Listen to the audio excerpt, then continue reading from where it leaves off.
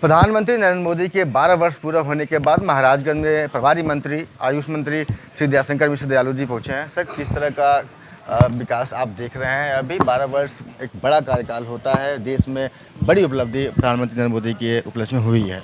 आप महसूस नहीं करते कि देश तरक्की कर रहा है?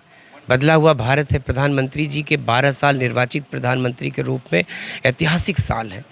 आप गरीब कल्याण के लिए, सुशासन के लिए, समृद्धि के लिए आप इस दौर को याद करेंगे कि ऐसा कोई शासन सत्ता थी जिसने इस देश की सीमाओं की सुरक्षा किया, जिसने इस देश की गरीब की चिंता किया, जिसने इस देश की मातृशक्ति की चिंता किया, किसान की।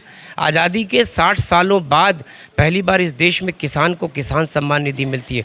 4.31 लाख करोड़, 4.31 लाख करोड़ रुपया किसानों के खाते में जा चुके हैं। तीसरी पारी में जिस दिन प्रधानमंत्री का कार्यकाल, जिस दिन उन्होंने शपथ लिया, इस देश में किसान सम्मान निधि की किस्त जारी किया प्रधानमंत्री जी ने। इससे नहीं लगता कि किसान उनकी प्राथमिकता है, गरीब उनकी प्राथमिकता है। पीएम विश्वकर्मा सम्मान की बात करते हैं, प्रधानमंत्री स्वनिधि योजना की बात करते हैं। रेहड़ी पटरी ठेला, ये वही लोग हैं जो समाज में लोगों से कर्ज लेके अपनी ज़िंदगी कर्जदार होकर जीते थे। आज ब्याज मुक्त लोन मिलता है उनको। 70 लाख से ज़्यादा स्वनिधि योजना के लाभार्थी हैं। इस देश में 60 करोड़ से ज़्यादा लोन स्वीकृत हो चुके हैं मुद्रा योजना के। गांव में किसान का जो केकेसी कार्ड बनता है, किसान क्रेडिट कार्ड, उसकी बात करूंगा तो आपको आश्चर्य होगा। 3 लाख रुपए से लेके उस रकम को बढ़ा के 5 लाख रुपया कर दिया है। वह रकम भी लाखों करोड़ रुपए की है।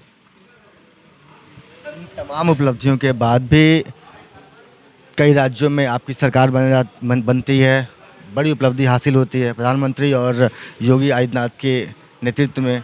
लेकिन वहीं कुछ ऐसे मुद्दे हैं, ज़मीनी मुद्दे, जो बेरोजगारी, महंगाई, तमाम मामले जो एक नई पार्टी को आह्वान कर देती है। सोशल मीडिया पर एक पार्टी खड़ी हो जाती है, लोग एकत्रित हो जाते हैं। नहीं, आप जिस राज्य में रहते हैं, एक बीमारू राज्य था, अपराध के लिए जाने जाने वाला। इस देश में केंद्र सरकार की योजनाओं के मामले में, अपनी योजनाओं को लागू करने के मामले में देश का पिछड़ा राज्य था। आज वो राज्य देश में, हम आर्थिक रूप से भी तीसरी पायदान पर है। जिस तरीके से उत्तर प्रदेश तरक्की कर रहा, 90 लाख से ज़्यादा एमएसएमई के कारखाने हैं उत्तर प्रदेश में, जिसको मिनी और माइक्रो इंडस्ट्री आप कहते हैं। उत्तर प्रदेश में 40 लाख करोड़ रुपया, 45 लाख करोड़ रुपये से ज़्यादा का इन्वेस्टर उद्योग लगाने आया है। ये कौन उद्योगपति है, कौन व्यापारी है जिन्होंने अपहरण के डर से, अपने बेटे बेटियों के अपहरण के डर से अपने प्राण गंवाए थे? आज वो उत्तर प्रदेश को वापस लौट रहा है। आज उत्तर प्रदेश इस देश में ग्रोथ का इंजन बनने जा रहा। 24 घंटे बिजली, शहरों में, गांव में चमचमाती सड़कें, पीने का शुद्ध पानी, आयुष्मान का कार्ड, गरीब को घर। आप क्या चाहते हैं? आप भी उस योजना, मेरी बात सुनिए, एक्सप्रेसवे पे जब आप चढ़ते होंगे तो आपको अतीत का उत्तर प्रदेश नहीं दिखता। जब आप एयरपोर्ट का सफ़र करते हैं, 5 इंटरनेशनल एयरपोर्ट एक राज्य में है, उत्तर प्रदेश में है। 21 एयरपोर्ट पे काम हो रहा। इस देश में मैंने आपसे कहा कि 164 एयरपोर्ट है, 90 मात्र इन पिछले 12 वर्षों में बने हैं। हम विकास देश की प्राथमिकता है। नेशन फर्स्ट इसलिए नहीं कहते कि हमारे देश की प्रगति की जो आवश्यकताएं हैं वो प्रधानमंत्री जी कर रहे हैं। उत्तर प्रदेश के हित में, जनता के हित में, कल्याण के लिए जो काम है उत्तर प्रदेश के मुख्यमंत्री जी कर रहे हैं। अपराध मुक्त उत्तर प्रदेश है, कानून का राज है। आज गुंडा माफिया रंगदारी नहीं वसूलता, जेलों से समानांतर सरकारें उत्तर प्रदेश में नहीं चलती। विपक्ष पेपर लीक, महंगाई, डीजल पेट्रोल की हाहाकार, तमाम मामलों को लेकर के आगामी आंदोलन को तैयार हो रहा है। इस पर क्या कहते हैं? दुनिया के सबसे सस्ते जिन देशों में पेट्रोलियम पदार्थ के दाम हैं, भारत उनमें है। 400 कुछ रुपया लीटर, 500 कुछ रुपया लीटर डीजल और पेट्रोल के दाम पड़ोसी राज्य देशों के हैं। हम उनसे तुलना नहीं करते, लेकिन हम आपसे कह रहे हैं कि संसार युद्ध में है।